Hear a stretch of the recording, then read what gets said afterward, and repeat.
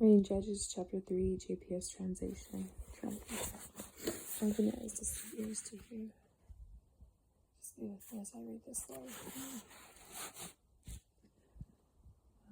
These are the nations that the Lord left so that he might test by them all the Israelites who had not known any of the wars of Canaan, so that succeeding generations of Israel might be able to experience war, but only those who had not known the former wars, the 5 principalities of the Philistines, and all the Canaanites, Sidonites, and Hittites who inhabited the hill country of the Lebanon and Mount Baal, Hermon, and Leba Hamath.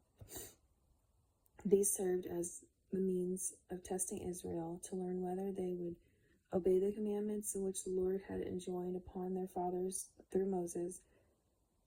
The Israelites settled among the Canaanites, Hittites, Amorites, Perizzites, Hivites, and Jebusites.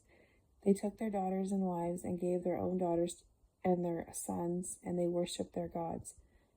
The Israelites did what was offensive to the Lord. They ignored the Lord their God and worshipped the Balaam and the Ashtaroth.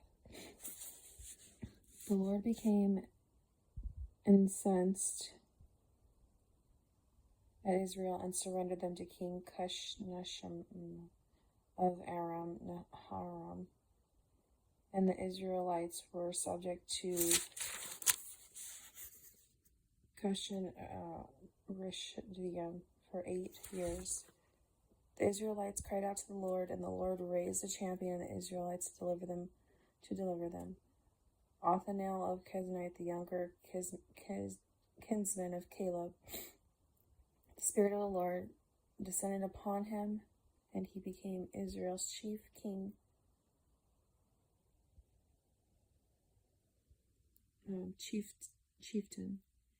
He went out to war, and the Lord delivered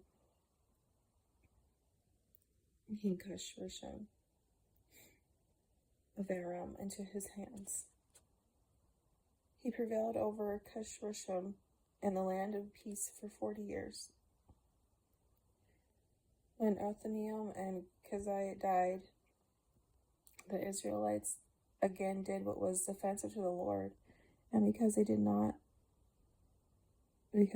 what was offensive to the Lord, King Eglon and Moab prevailed over Israel. Eglon brought the Amorites and the Amalekites together under his command and went and defeated Israel and occupied the city of Palms. The Israelites were subject to King Edom of Moab for 18 years. Then the Israelites cried out to the Lord, and the Lord raised up a champion for them. Then the Benjamite and Ehud, son of Gera, the left-handed man. It happened that the Israelites set tribute to King Eglon of Moab through him. So Eglon had made for him a 2-edged dagger and a gommed length,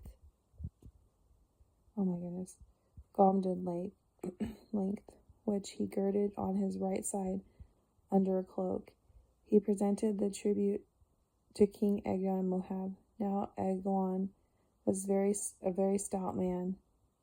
When Ehud had finished presenting the tribute, he dismissed the people who had conveyed the tribute. But he himself returned to Peslam near Gilgal and said, "Your Majesty, I have a secret message for you." Eglon thereupon commanded silence, so all those in attendance left his presence.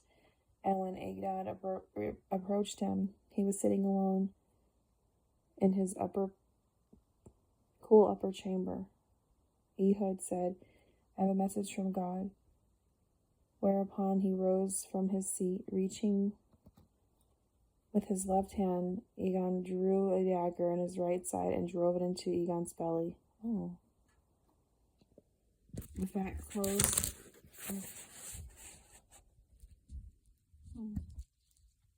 The fat closed over the blade, and the hilt went over the blade, and he did not pull the dagger out of his belly.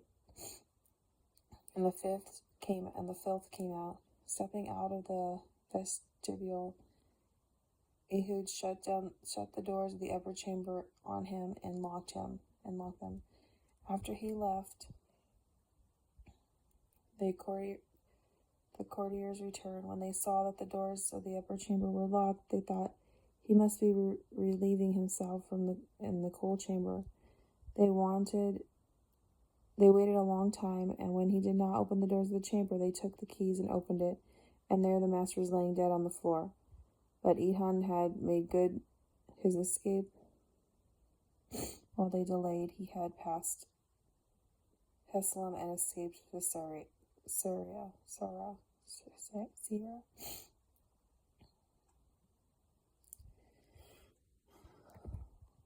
When he got there, he had the rams born surrounded through the hill country of Ephraim, and all the Israelites descended with him from the hill.